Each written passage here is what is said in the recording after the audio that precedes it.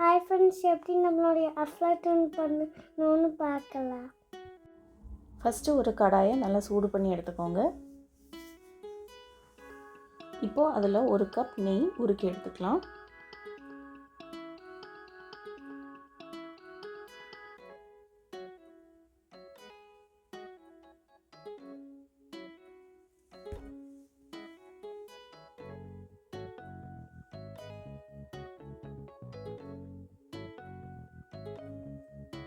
இப்போ எந்த கப்பில் நீங்கள் நெய் எடுத்தீங்களோ அதே கப்பில் நான் 1 கப் ரவை எடுத்துக்கிறேன். இப்போது ரவையை இந்த நெய்யில் நல்லா வறுத்து எடுத்துக்கலாம்.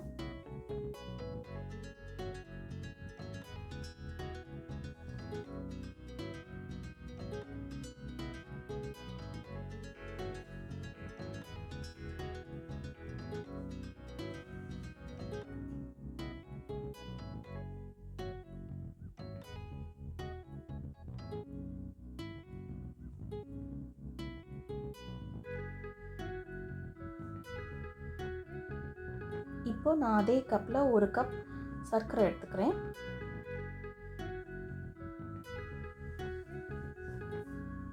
இப்போ 1 கப் பால் பொடி எடுத்துக்கிறேன். இப்போ இது எல்லாத்தையும் நல்லா வறுத்து எடுத்துக்கலாம். அடுப்பை நல்ல லோ ஃப்ளேமில் வச்சுக்கோங்க. வச்சுட்டு இதை நல்லா வறுத்து எடுக்கலாம்.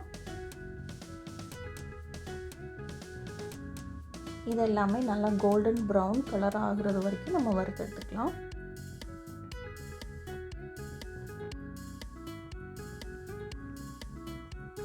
கைவிடாமல் வறுத்து எடுத்துக்கோங்க, இல்லாட்டி அடி பிடிச்சிடும்.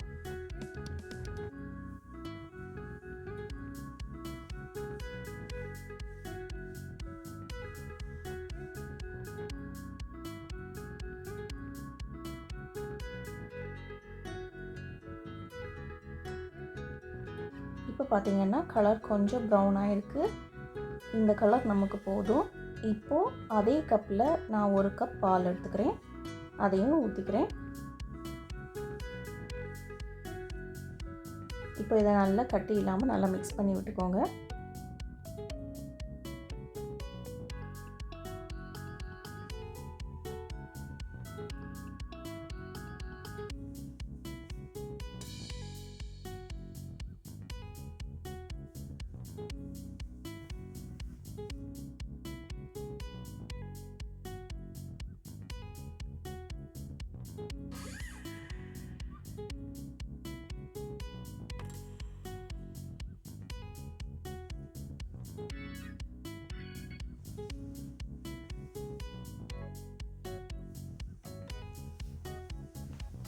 இப்போ இதை அல்வா மாதிரி நல்லா திக்காய் வர்றது வரைக்கும் சிம்லே வச்சு நல்லா மிக்ஸ் பண்ணி விடுங்க.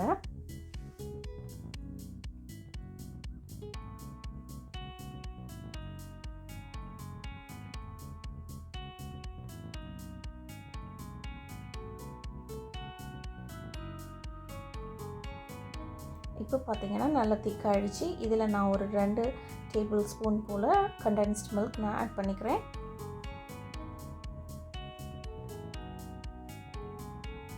இப்போது இந்த கண்டென்ஸ்ட் மில்க்கை இதுக்கு கூட நல்லா மிக்ஸ் பண்ணி விட்டுக்கலாம்.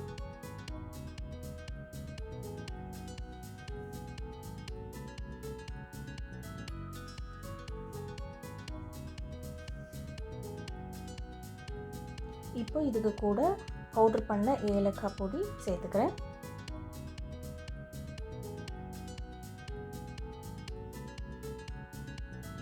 இப்போ இதை எல்லாத்தையும் நல்லா திருப்பி ஒருக்க மிக்ஸ் பண்ணி விட்டுக்கலாம். நல்லா திரண்டு வந்ததுக்கப்புறமா வேறு ஒரு ஃபாயில் பேப்பரில் கீழே நெய் தடவி வச்சுக்கிறேன். அதில் இந்த ரவை எல்லாத்தையும் நான் அதில் ட்ரான்ஸ்ஃபர் பண்ணிக்கிறேன்.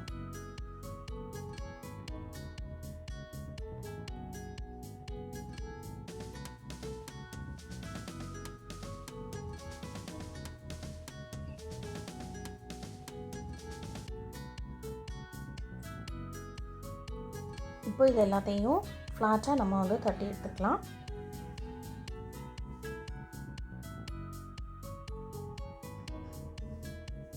ஃப்ளாட் ஆக்கியாச்சு. இப்போது இதுக்கு மேலே கட் பண்ணி வச்சுருக்க பிஸ்தா நான் சேர்த்துக்கிறேன்.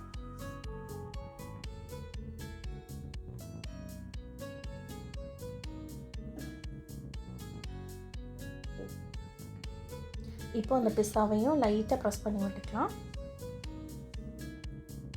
அவ்வளோதான், சூப்பரான அஃப்லாட்டூன் ரெசிபி ரெடி ஆகிடுச்சு. கண்டிப்பாக எல்லோரும் வீட்டில் ட்ரை பண்ணி பார்த்துட்டு எப்படி இருக்குன்னு கமெண்ட் பண்ணுங்கள். இது மாதிரி ரெசிபீஸ் இனி பார்க்கணும் அப்படின்னா நீங்கள் மறக்காமல் நம்ம சேனலை சப்ஸ்கிரைப் பண்ணி வச்சுக்கோங்க. Thanks for watching.